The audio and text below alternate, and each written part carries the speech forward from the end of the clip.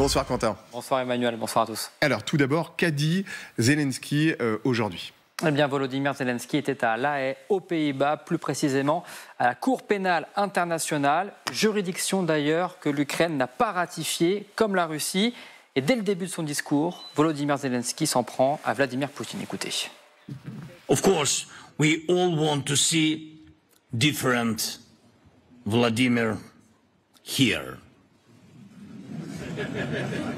in The Hague. The one who deserves to be sentenced for these criminal actions right here in the capital of the international law. And I'm sure we will see that happen when we win. Et Volodymyr Zelensky poursuit. Il demande à la communauté internationale la création d'un tribunal spécial pour juger Vladimir Poutine au motif du crime d'agression qu'il a commis sur son pays. Écoutez. Only one Russian crime led to all of these crimes. This is a crime of aggression, the start of evil, the primary crime. There should be responsibility for this crime, and it can only be enforced by the tribunal. This is exactly what the creators of Nuremberg did. We should do the same now.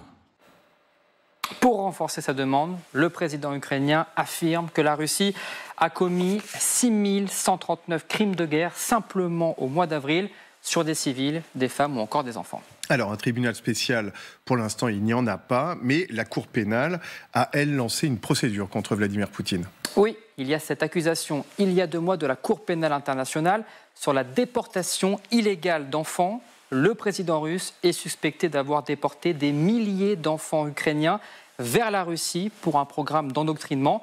C'est considéré comme un crime de guerre. La Cour pénale internationale a donc émis un mandat d'arrêt international contre Vladimir Poutine. Le problème, c'est que ce mandat d'arrêt ne peut être appliqué que dans un pays signataire de la Cour pénale internationale. Il n'y a d'ailleurs quasiment aucune chance que Vladimir Poutine prenne le risque de se rendre dans l'un de ces pays. Est-ce que ça signifie qu'il n'y a rien à faire contre Vladimir Poutine ? Non, car plusieurs autres accusations pèsent sur Vladimir Poutine et certaines sont documentées. C'est le cas par exemple de la découverte de Boutcha, du bombardement de la maternité de Mariupol.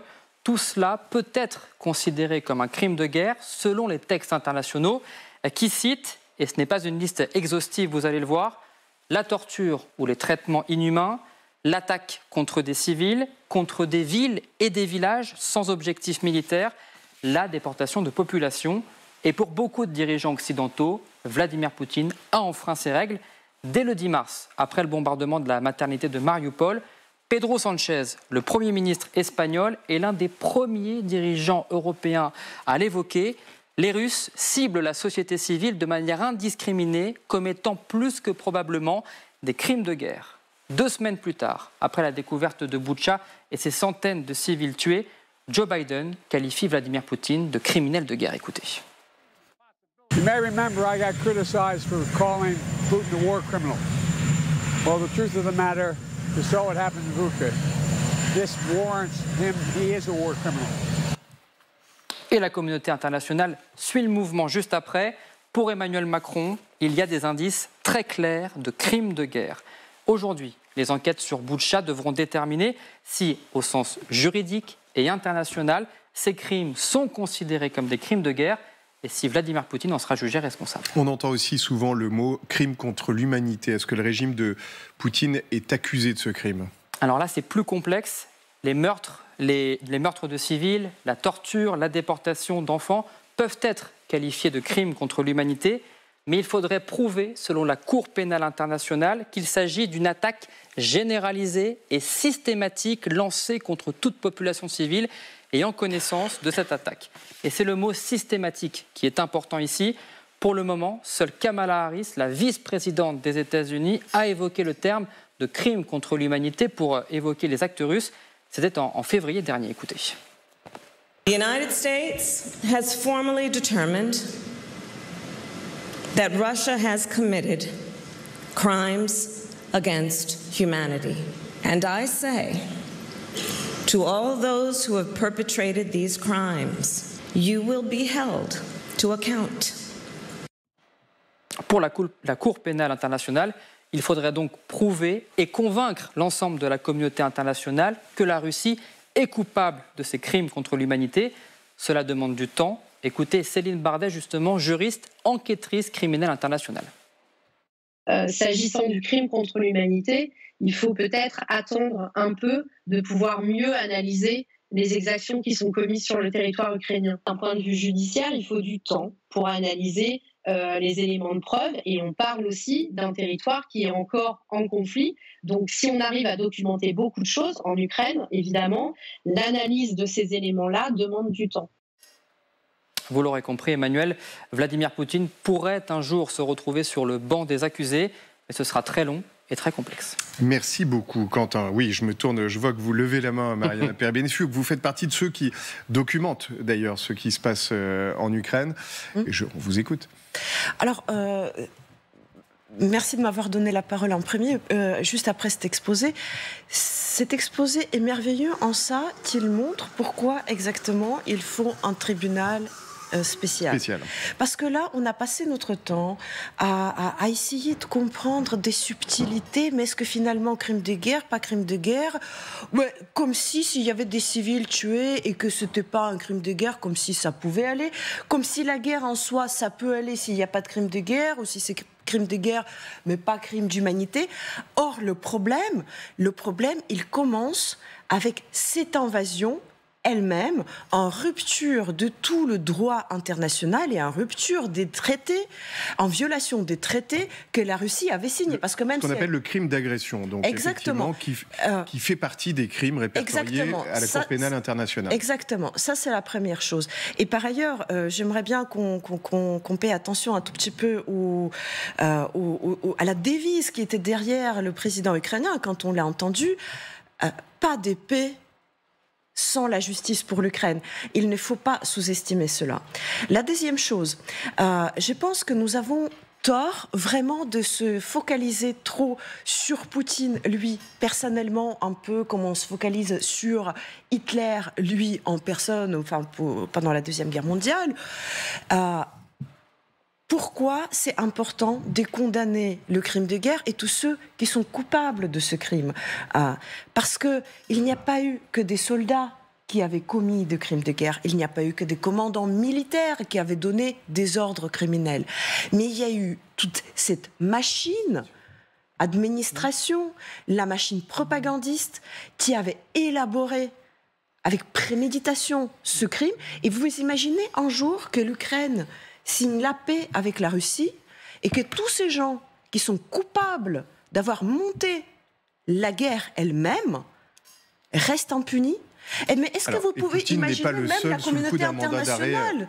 Mais est-ce que vous pouvez même imaginer la communauté internationale, enfin je veux dire les sociétés occidentales accepter cette idée? Ça c'est la deuxième chose. Et la troisième chose, même pour les citoyens russes, est-ce que c'est normal que ces gens puissent rester impunis et continuer à administrer ou gouverner les Russes, ou ce qui sera après la fin de ce conflit? Ça, ce sera aux Russes de le voir. Et effectivement, on revient sur une instance internationale, Jean Quatremer. Est-ce que ça vous semble possible? Est-ce que la CPI peut faire quelque chose, sachant que ni l'Ukraine, ni la Russie, ni les États-Unis n'ont ratifié les accords de Rome qui justement établissent cette Cour pénale internationale? Comment on fait? Il faut un tribunal spécial, un peu comme pour l'ex-Yougoslavie ou pour le Rwanda, par exemple?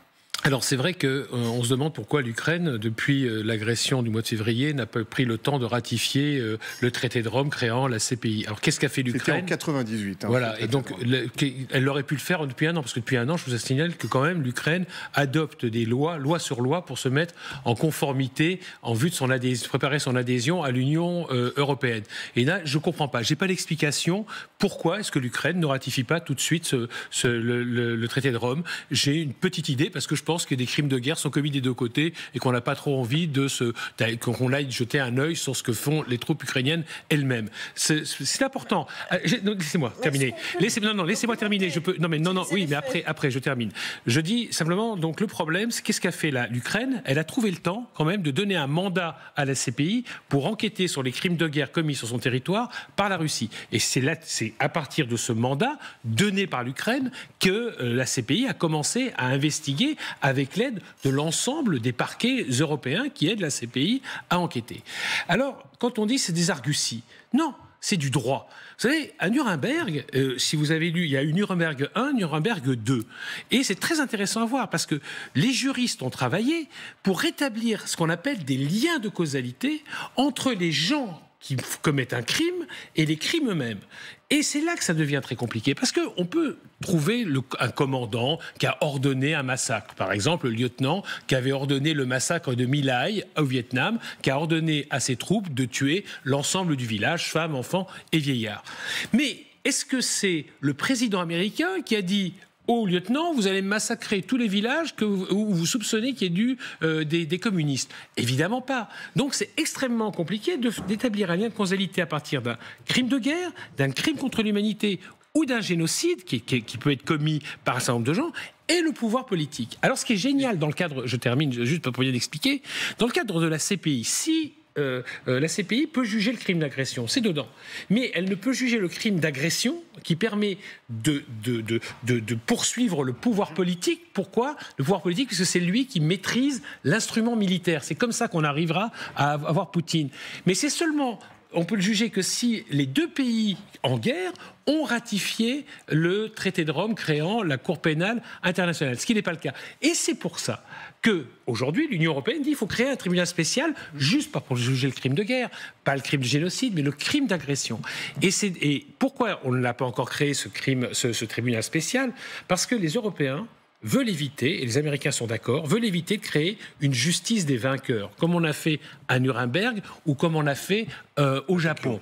Et donc, ce qu'on veut, c'est de ne pas se couper du Sud, et donc on voudrait un vote de l'Assemblée générale de l'ONU, un vote majoritaire, qui créerait ce tribunal pour juger un jour Poutine, pour que ça apparaisse pas comme la justice de l'Occident contre les Russes, qui alimenterait le discours victimaire de la Russie. Jean-Dominique Merchet n'a pas l'air tout à fait d'accord. Je suis tout à fait d'accord. Non, je suis tout à fait d'accord avec ce que vient de dire Jean. Mais il y a quelque chose à rajouter. Évidemment, je pense que c'est une très bonne idée de créer cette affaire de crime d'agression. Ce serait un progrès énorme dans le fonctionnement des relations internationales qu'on juge des dirigeants qui commettent des agressions délibérées contre tel ou tel pays. Mais justement, c'est ça le problème. C'est que les grands pays qui veulent pouvoir se donner la liberté d'intervenir, quand on intervient quelque part, on intervient au nom de grands principes, de valeurs, de droit international. Le gars qui est sur le chez qui on intervient, Jean en Irak il y a 20 ans, le gars chez qui on intervient, lui, il considère que c'est une agression. Et donc, effectivement, c'est pour ça que la France, notamment, les États-Unis encore plus, la Grande-Bretagne sans doute, et beaucoup d'autres, je veux dire, n'ont pas du tout envie de voir s'installer une sorte de jurisprudence qui ferait que chaque fois qu'un pays en attaque un autre, il risquerait, son dirigeant risquerait de se trouver devant un tribunal international. Mais donc on n'aura jamais, jamais de procès. Ah non. Moi je pense que ça progresse beaucoup. Parce que je pense au contraire que là les choses changent. C'est pas parce que ça se fait pas tout de suite que ça va pas se faire. Mais il y a eu qui aurait pu imaginer il y a 20 ans, lorsqu'on commentait la guerre en Bosnie, la guerre au Kosovo, que le président de la Serbie finirait ses jours dans une cellule à La Haye. Personne. On nous disait, ouais, on trouvera un compromis, machin. Alors évidemment, là, le morceau, il est beaucoup plus gros. C'est pas la petite Serbie, c'est la grosse Russie. Mais non, le mouvement, il continue. Parce qu'il est porté par un changement dans les mentalités. Il faut saluer l'engagement de ce grand juriste, de grand avocat international qui s'appelle Philippe Sands, qui se bat pour ça courageusement. Et ces gens-là finiront par l'emporter. Même si les tribunaux pénaux internationaux ex-Yougoslavie, Rwanda, n'ont pas forcément été des modèles de réussite. La justice. La nôtre non plus n'est pas toujours extraordinaire. C'est la justice. Oui, alors Milosevich est mort pendant le procès. Amiral et Mariana, vous clorez l'émission dans un instant. Je suis tout à fait d'accord avec Jean-Denis Merchet dans ce qu'il vient de dire. Et souvenez-vous de tous ces débats qu'il y a eu sur ces chaînes récemment sur la co-belligérance ou pas co-belligérance.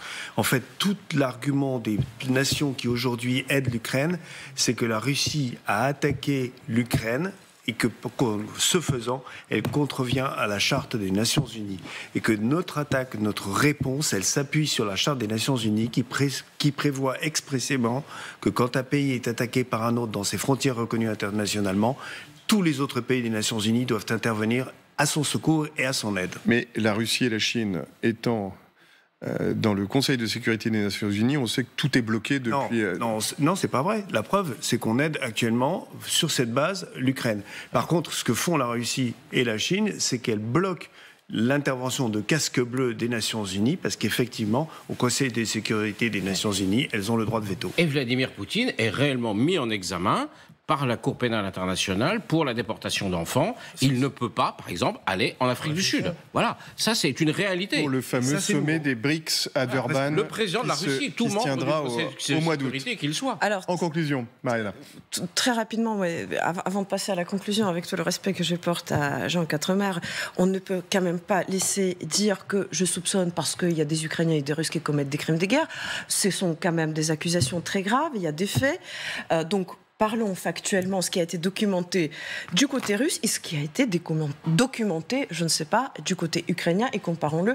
Mais évitons ce genre de généralisation tout à fait Vous avez malheureuse. une information à nous donner. Pourquoi est-ce que l'Ukraine n'a toujours pas trouvé le temps de ratifier le traité de Rome créant la Cour pénale internationale? Ça fait 1 an et demi maintenant. Donc pourquoi ils n'ont pas trouvé le temps? Ça fait même plus longtemps que ça. Oui, mais pourquoi Oui, parce que je ne suis pas juriste, je ne peux pas. Mais parce qu'il y a, c'est de la politique là. Bon. Non, mais attendez, il y a le travail. L'Ukraine coopère avec la Cour pénale internationale depuis 9 ans justement, mais sans passer par cela. Je ne peux pas vous dire. Alors le débat ne sera pas tranché. Voilà. Par contre, pour clore ça, je pense qu'il est heureux que ce dossier progresse, parce que c'est important de le souligner, que ce n'est pas une idée qui vient de surgir comme ça lors d'un discours. Et il y a énormément de juristes dans le monde entier, des institutionnalistes aussi, qui travaillent sur cette question. Oui. Il y a des conférences. C'est pour ça qu'on l'aborde, bien sûr. Et c'est pour ça que des gens comme vous qui collectez un certain nombre d'informations sur place, puisque documenter ce qui se passe en ce moment est fondamental. Et c'est par ailleurs ça le côté absolument incroyable de la guerre en Ukraine, en rupture avec tous les autres conflits militaires, c'est que l'instruction a lieu en même temps que la guerre. Enfin, on n'entend plus 1 an, 2 ans, 6 mois pour collecter les preuves, pour entendre. Et il y a une solidarité internationale absolument incroyable avec l'Ukraine de la part des pays occidentaux, mais aussi des ONG, des institutions internationales, pour apporter du soutien dans l'instruction de tous ces cas. Et c'est même pour cela aussi que la justice doit passer. On vient d'apprendre qu'une explosion avait été entendue à Kiev. On a suffisamment abordé pendant 1h30 à la fois ce qui s'est passé bien sûr à Moscou, mais aussi ces attaques russes. Elles ont été importantes ces derniers jours sur l'Ukraine, ces sabotages du côté ukrainien. Et puis on vient de se poser une question qui reste pour l'instant bien sûr sans réponse. Pourra-t-on un jour juger Poutine, avec des avis qui étaient divers et particulièrement intéressants. Merci infiniment à tous.